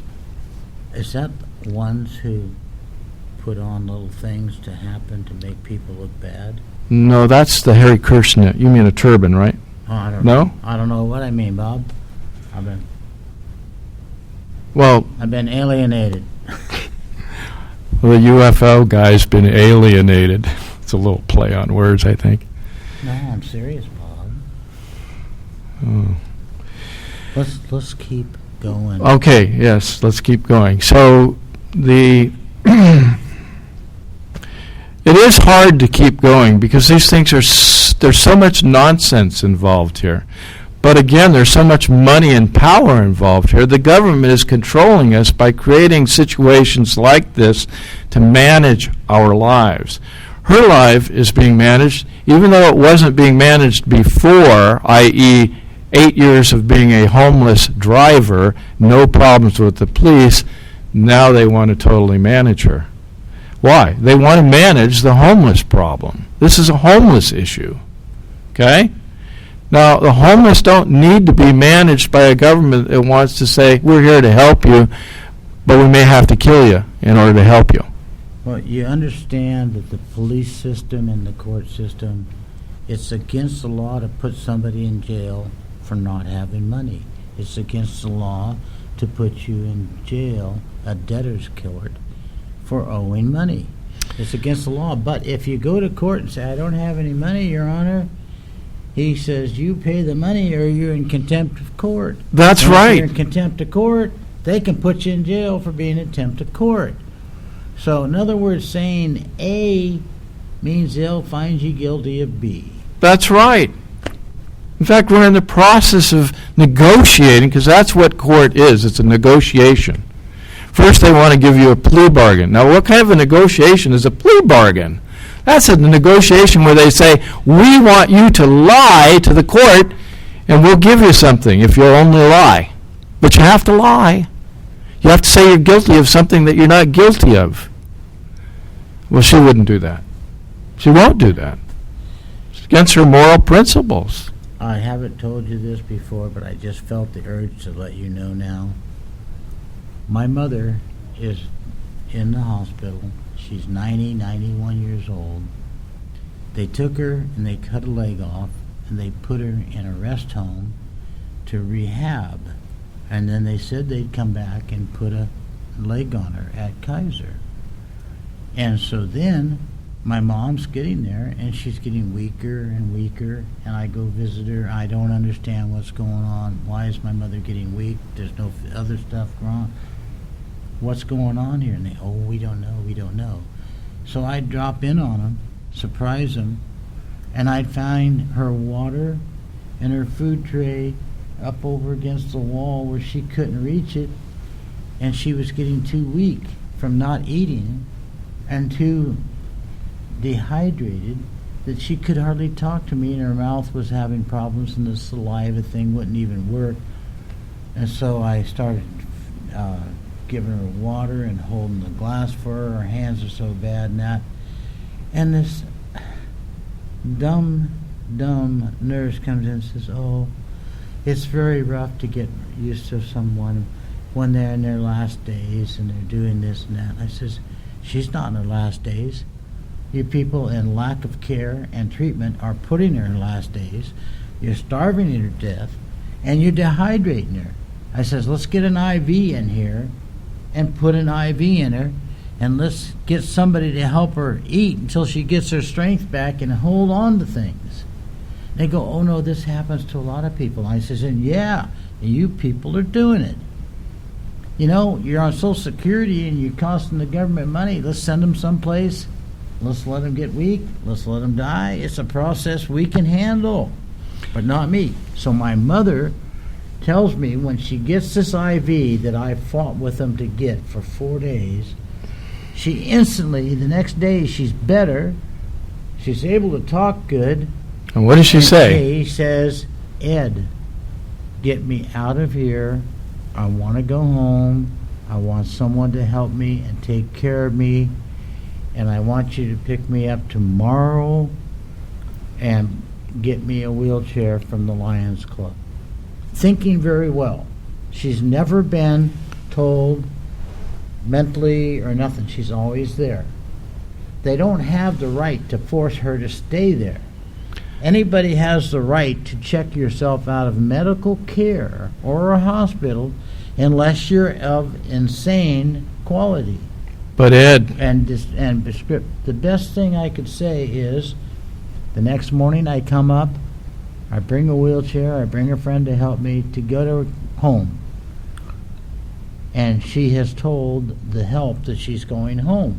but Ed, So when I come there, I get there, show up with the wheelchair, and the woman walks down the hall like she's the big macho lady fighter. And she comes up to me, she says, "You're not taking your mother anywhere." And I go, "Whoa, wait a minute, no. I'm not doing this on my own. She's requesting it, and it's her that wants to leave." She says, "Well, she's not leaving. Your wife is the administrator." And I says, "My ex-wife, and she's the administrator of paperwork, paying bills, and doing that kind of thing. Not rather my wife has the right to tell my mother she can't go home, and she says she would let her go home." And you know, there's nobody saying this. So the law is that she has the right to leave. but Ed. So in turn, I hear a noise down the hall, and the woman is talking to him and saying he's going to take her, and I don't know what he's going to do with her. And two cops come down. They rolled 2 police cars on the hospital, the rest home, blocked the driveway on both sides of my vehicle, and they come in, and they say, "Who are you? Are you Mr. Grimsley?" And I go, I'm Ed Grimsley, and this is my mother. And she's asked me to come and take her home and get her treatment and care there. Well, you can't do that, and the hospital's not wanting them to leave, and we can't let you go. And I go, "Well, what do you mean you can't let me go?" But Ed. Yeah. So anyway, in turn, this cop says, "Well, we don't know that you're not going to take your mother home and maybe empty her bank accounts or let her die or whatever, and you're going to be elderly abuse, and we're going to charge you with elderly abuse." And I says, "If she goes home and dies, you'll charge me with elderly abuse?" I says, "No. They say she's going to die. I say to make her live longer, feed her better, give her fluids, and take care of her, and she'll spring back, and she'll live to be 100. The cop says, no, you don't have any say. You just roll that wheelchair right back into her room, and the hospital will help put her back in her bed. And I said, she doesn't want to go back in this room. She wants to leave here. She doesn't like the treatment here. She doesn't like the food. She feels she's being abused here. They even come and stuck a paper in front of her face telling her to sign her Social Security money over to them to help pay her bill for the extra. And she said she didn't want to do it, and they stuffed it in her face, no glasses on, can't read it, doesn't know what she's signing, and she signs it for him. Well, we don't have proof of that. And I says, we do. And I says, I want to take my mother out of here now. I want to leave right now. You, 2 policemen, to support and protect and give her her rights, are enforcing and taking her hostage. Hostage to this hospital, hostage to paying them money for it, and giving her abuse. When you roll the water tray over there and you ring the buzzer and they don't come for a half hour and you're thirsty and you wonder why she's weak and dehydrated and nobody feeding her, I come here and feed her in that. And these cops look at me, oh, it's a difficult situation. We understand. And we understand how you're feeling that. But if you don't let go of the wheelchair and leave her here, we're going to arrest you, and we're going to give you trespass charges, and we're going to trespass you, and the hospital's going to sign the paperwork, and you're going to go to jail. And your car is going to get towed out of the driveway. I says, that's amazing. Well, I have a guy with me who could drive it. You want to tow my car? Well, go do it. And I says, and by the way, do you guys have nice houses? Because when I get through with your case in court, I want to have nice places. Would you start cleaning them up now for me? And they looked at me and they didn't like that. This is how we're going to fight back? Yeah. So one has his hand on his taser gun. The other one's got his hand over here on the mace bottle. And they say, we don't like your attitude towards us. And I says, I'm sorry. Am I being too nice? I says, you're holding my mother hostage. You're telling me at a facility that you're going to arrest me and you're going to take me to jail and you're going to have my car towed. And I says, and then you just tell me, don't raise your voice towards us. We're officers. And I'll tell you what, freedom of speech is my right. You raise your voice at me, I'm raising my voice at you. You told me, get back in that door or you're going to arrest me. And you got your hand on your gun and your hand on the other weapon to sedate and seduce or paralyze me with electricity. And I'm 68 years old and I have a heart condition. I have stents and I have batteries. And you're going to do that all to me with even asking, do I have a health issue? I says, excuse me, but we need to start figuring out what we're going to do about hiring qualified police officers who can use their judgment.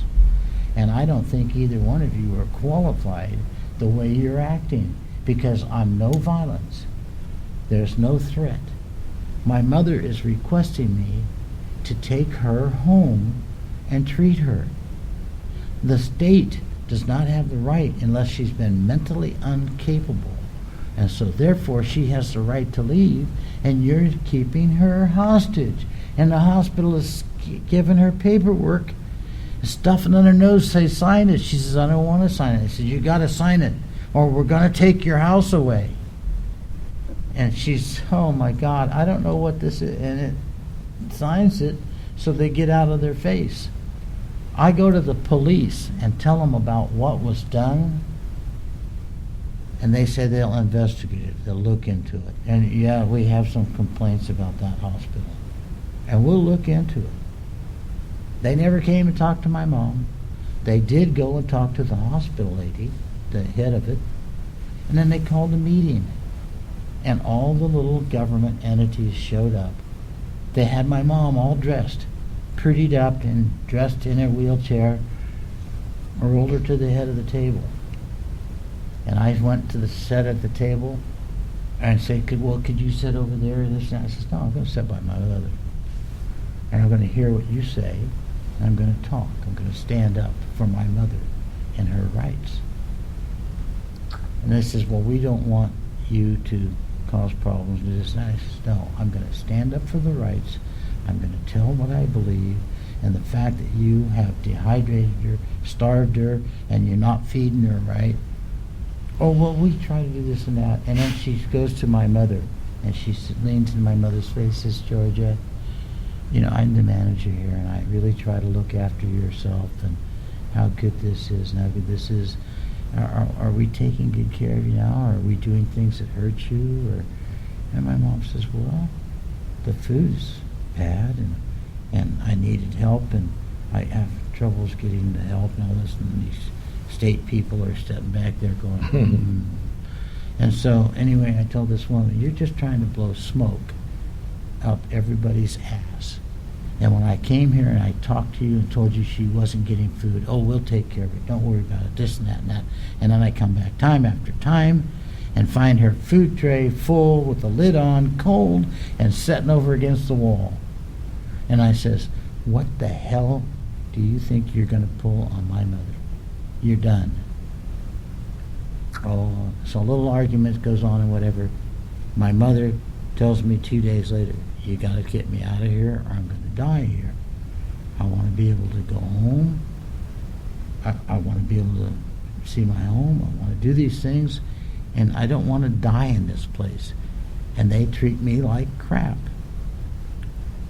She goes, I ask them for a bedpan. They say, no, you've got a diaper on. Just crap yourself, and we'll clean you later. Now, people, that's what the government's doing to you. They want you to crap yourself, and then they'll keep the diaper and they'll throw you away. And the cops came there and was enforcing it. And they enforced it against the law. By law, my mother has the right to leave. She has the right to check herself out.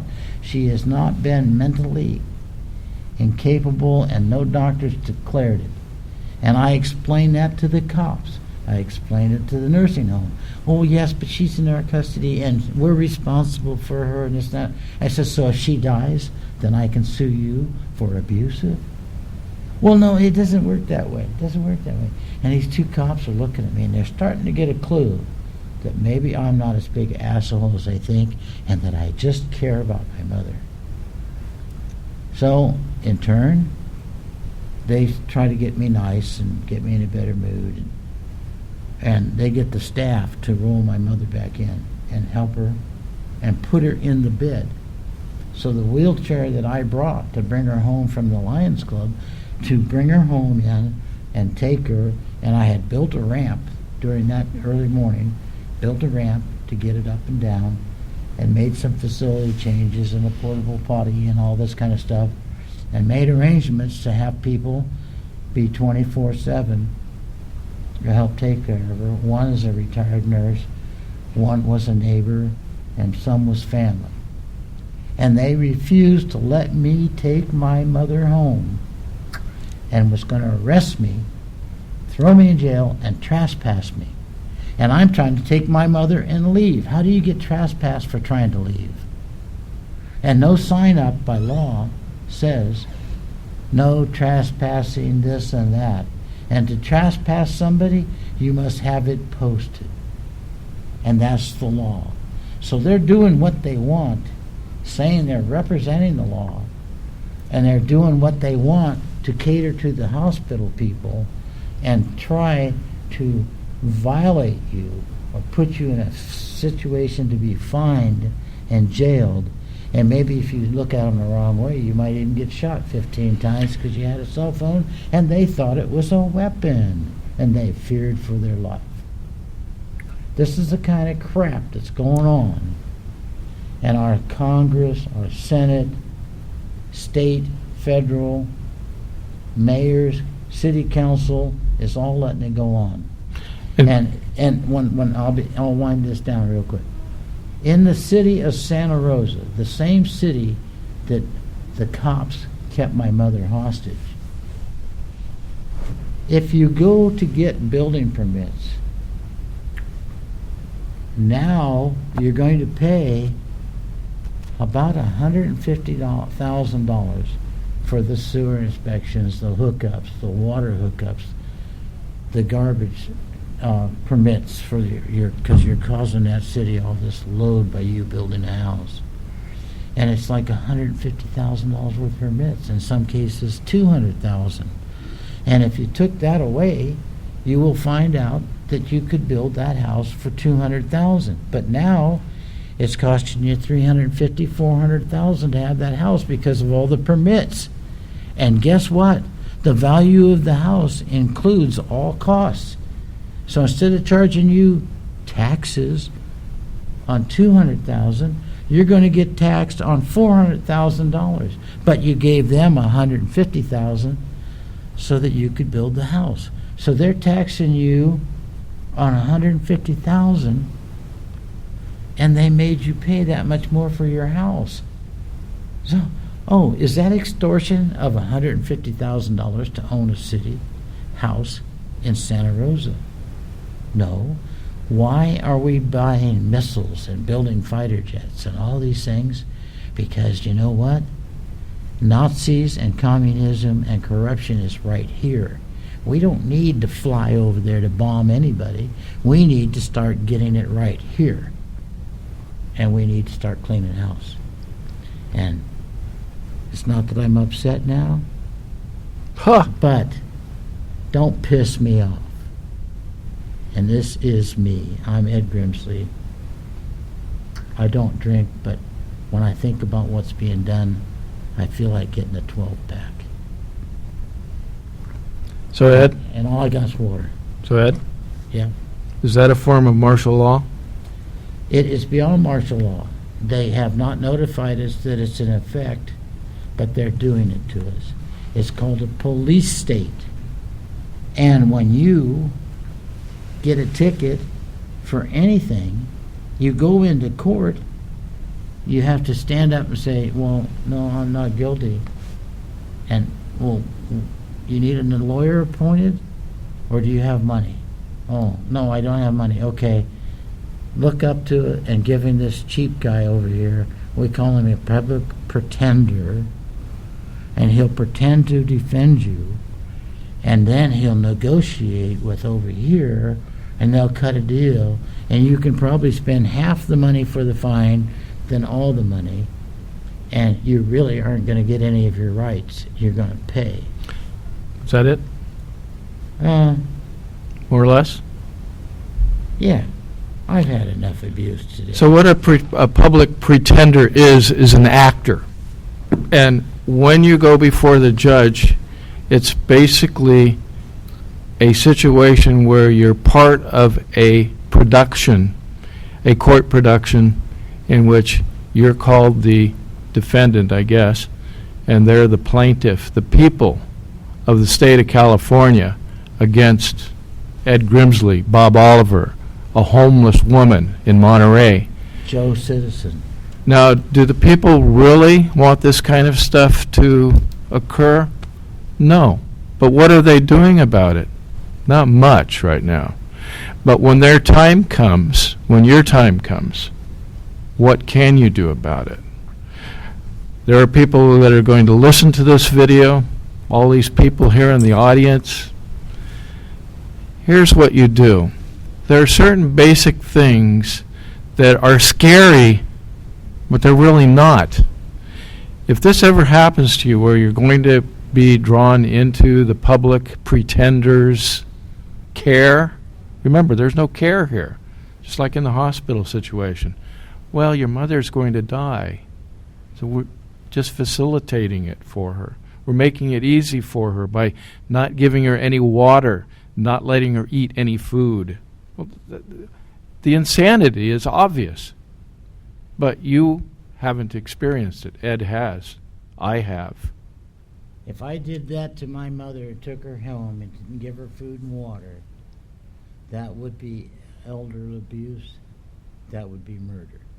But they're paid for by the state, by your medical plans, and then they try to collect your copay by ripping your house off or getting your Social Security money back.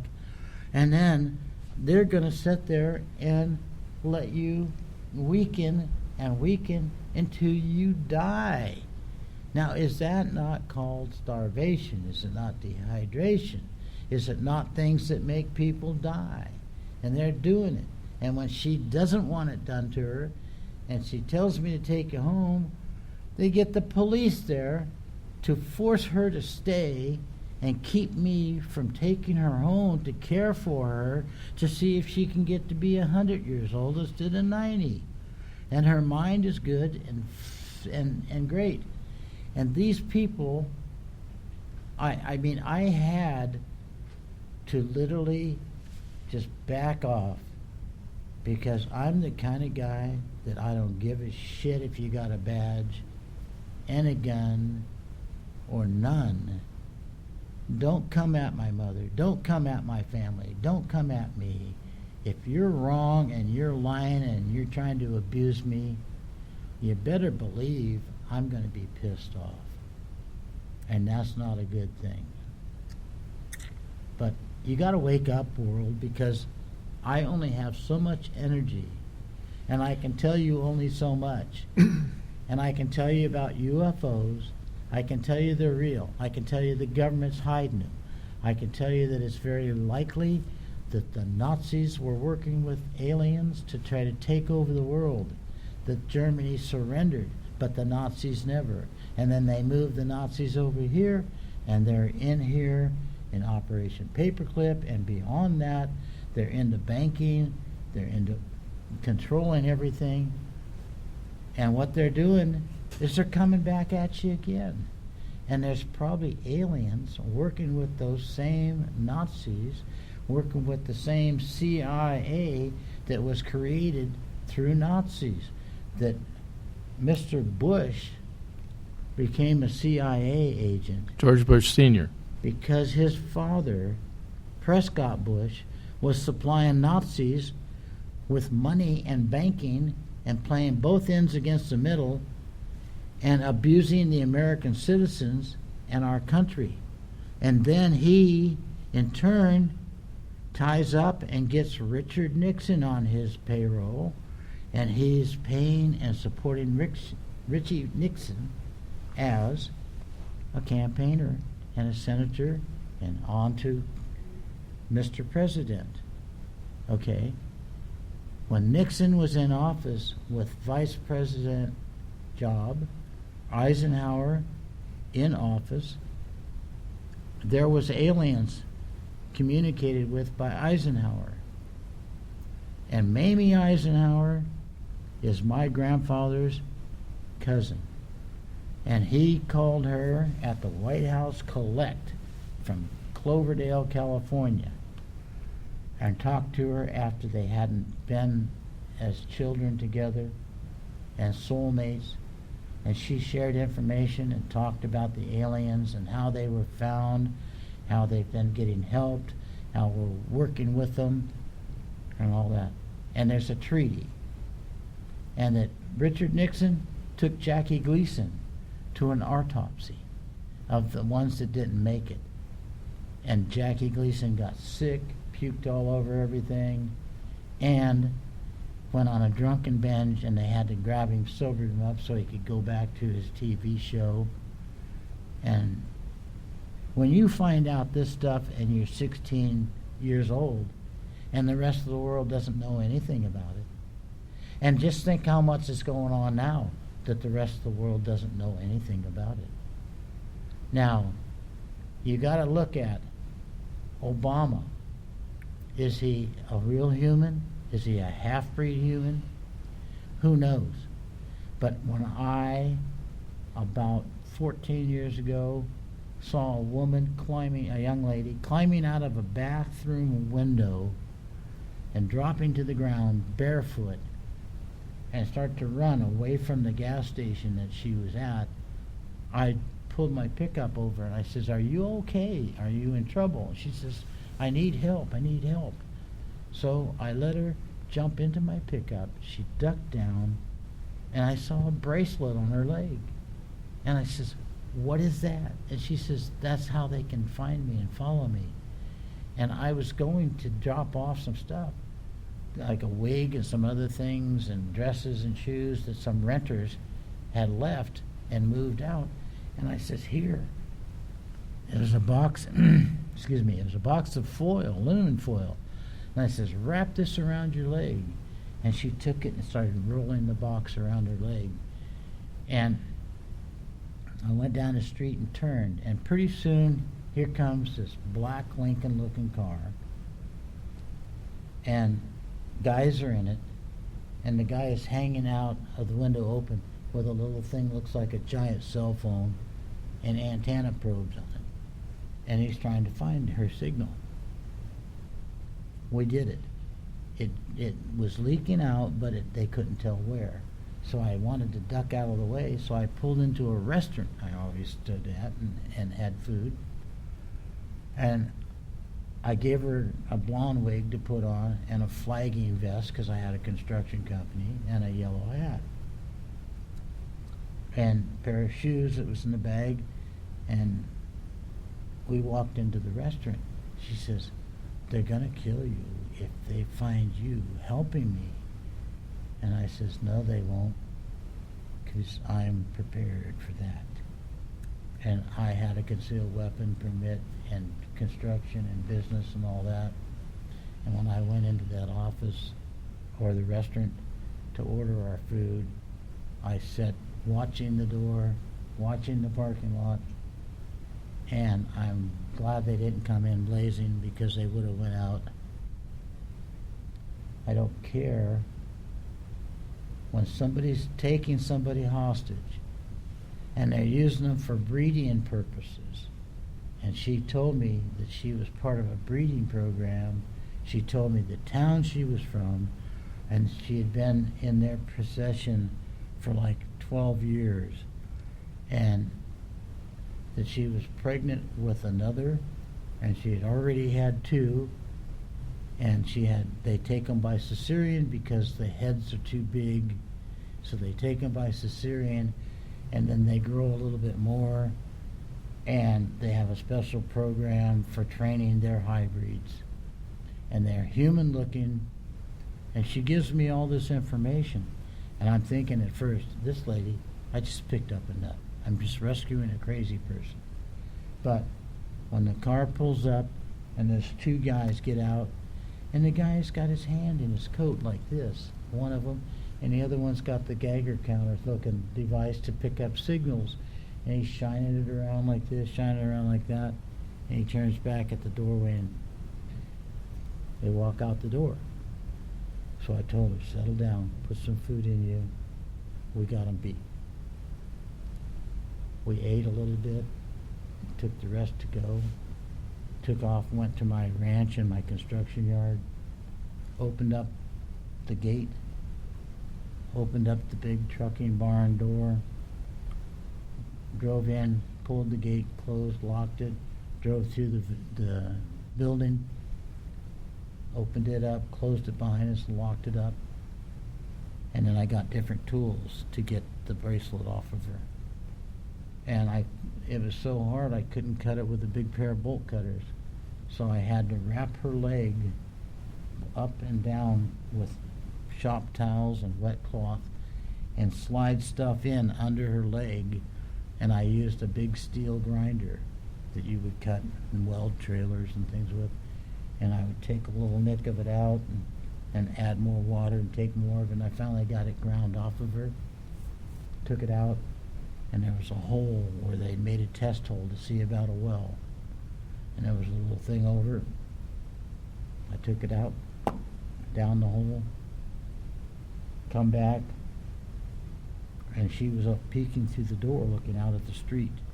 And the street was about 200 feet because it's up my ranch driveway. And she says, they just went by. And I looked through the cracks, and they came back and turned the other way, and they slowed up, and they went by and just kept on going. Down the hole, they couldn't get the signal, but they had got a little bit of the signal off of it and was probably heading that direction to find that location. And when they came by, I had made it down the hole with the bracelet thing. And it just, to me, that this is the stuff that's being done to people and the human race, and it's been being done for a long time. She told me that she had 2 other children, and their eyes are so beautiful, and they're so sweet, and they're cool, and how she loves them. And she just wanted to go home, see her parents for a while, and tell them she's not dead, that the government kidnapped her, and that they're part of a program, and they are using her for part of it. And I says, well, why are they using you? And she says, I went to a hospital, and they had blood work on me, and I had a special type of blood, and they were looking for this type of blood. And she says, they came and abducted me, and my parents think that I've been gone and dead. And it's been years. And she says, I just want to tell them I love them, and that I'm all right, and that I have beautiful children, but I'm not allowed to do that. She says, I escaped once, and I made it to within a block of my house, and they jumped out of bushes and grabbed me, took me away again. I told her. She wanted to get on a bus and wear the different clothes and stuff. But she says, I might have an implant in me, but I don't know. There might be another system. And I told her, listen, I will take you with my vehicle, and I will drive you to that town. I will get a hold of your parents, or I'll get a friend to go to your parents that I can trust. And he was in the military with me. He'll go there. He'll look for directions or whatever, but make contact with your family. And then he'll tell them.